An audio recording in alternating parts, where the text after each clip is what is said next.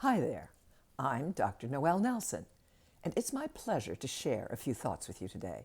Some uplifting, inspiring, and practical tips to help you find greater happiness and success in your life. Today's topic: what now? Why me? You're driving down the freeway. It's a nice, bright, sunny day.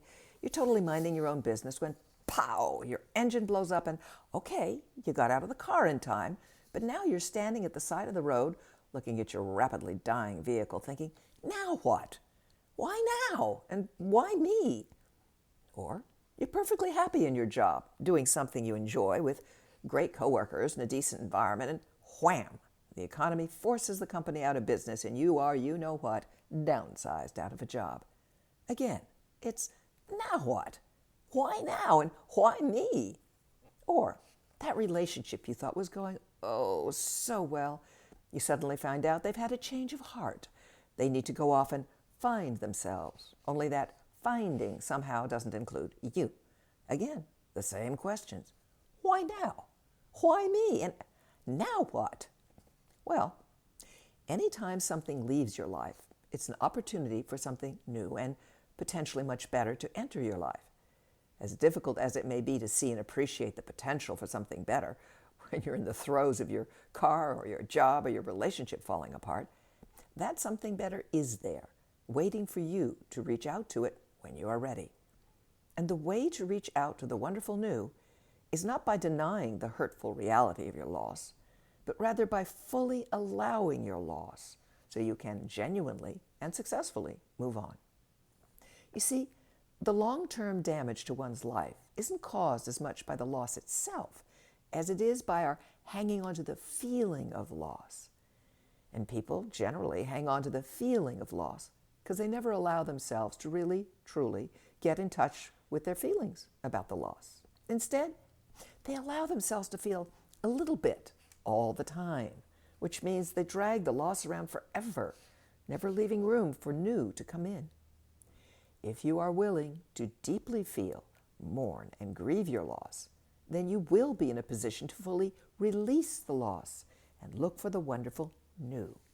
So how to do this? Well, step one, having your world blow up in your face, especially when you thought all was going well, does feel awful. You don't need to get into the, aw, poor me, ain't it awful part so much. The real feelings are what lie underneath. The anger at your world blowing up, or at the person you hold responsible, or at the universe or the guardian angel that failed to guard you, at the world, at whatever it is you need to rail at. Allow yourself to feel the disappointment, the hurt, the sadness, and all the other emotions that hover, if you will, that underlie your hurt.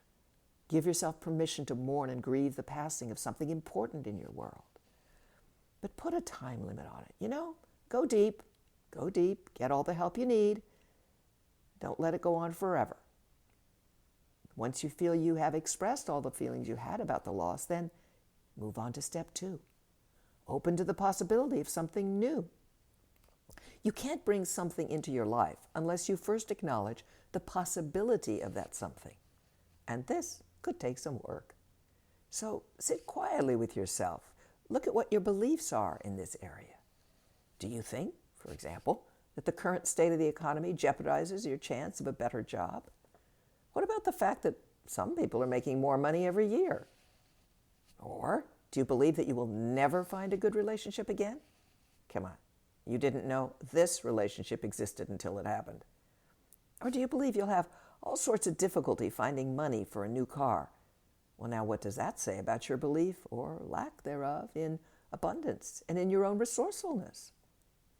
Be willing to examine your beliefs in the area of your loss sincerely and change whatever limiting beliefs you find into beliefs that do not limit you, but rather open you up to the possibility of something new and better coming into your life.